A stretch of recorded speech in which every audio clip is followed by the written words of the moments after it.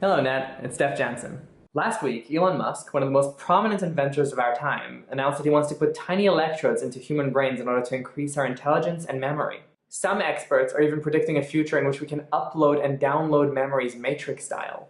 I know Kung Fu.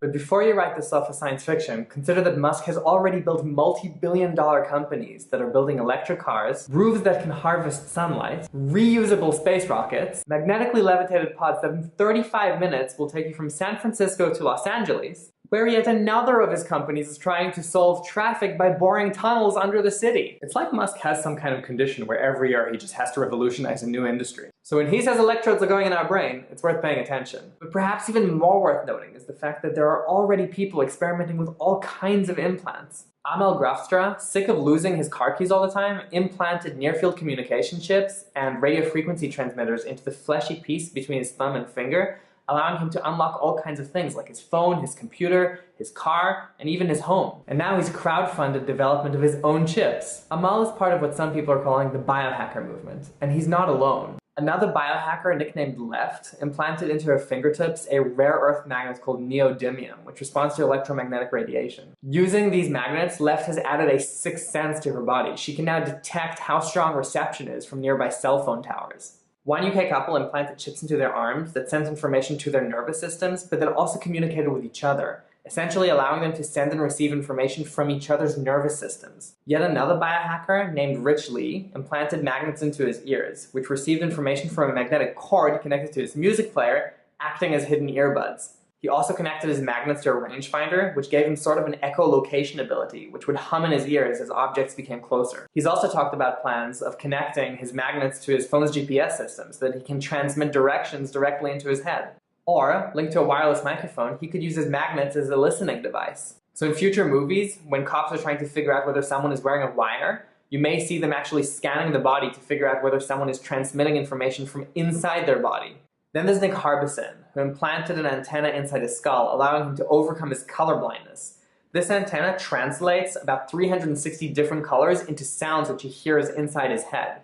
He can even see, or hear rather, colors like infrared or ultraviolet, which you can't see with the naked eye. He then upgraded his antenna to report in a whole new range of inputs, such as music, video, or phone calls. Incidentally, Neil is also the first person to be recognized as a cyborg by his government on his passport. Now, if all that sounds trippy, consider that any device that can receive a signal can in theory be hacked. And biohackers aren't just hacking gadgety devices, they're also hacking the devices which we need to live. An infamous biohacker named Barnaby Jack demonstrated that using only a radio transmitter, he could remotely cause an insulin pump to release a lethal dose of insulin, or cause an implanted pacemaker to deliver a lethal shock. Now, Jack kept on pushing the boundaries and was scheduled to deliver a demonstration whereby he would show how he can hack an implanted defibrillator to deliver a lethal shock to a dummy patient. But in a twist, 1 week before the demonstration was scheduled to happen, Jack was found dead in his apartment. Though Jack never completed his demonstration, he highlighted the massive vulnerabilities of medical devices, leading some device manufacturers to issue warnings that they weren't safe,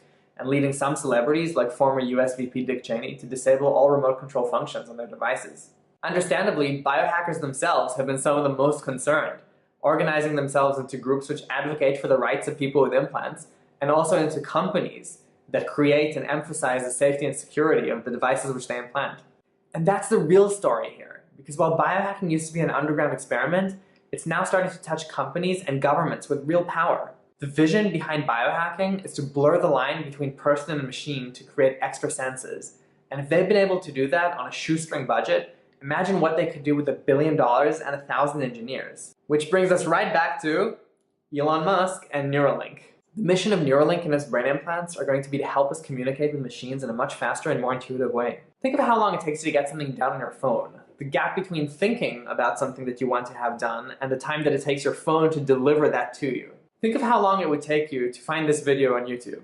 You'd have to unlock your phone, find the YouTube app, painstakingly type something with only 2 thumbs, scroll through a list of options which YouTube returns to you, and then select the right one. With Neuralink, you may just be able to picture the layout of YouTube with my face on it, that's a scary thought, and use that as a search query to return the video that you're looking for. A computer could then enrich your search query by searching through a log of your thought patterns for similarities, pulling out videos with timestamps that correspond to the last few times you had similar thought patterns in your brain, bringing your search time down to close to 0. Now, getting to the right video on YouTube is a bit of a trivial use case for this technology, but it highlights how we can merge our brains with computers so that they can interface and communicate with each other.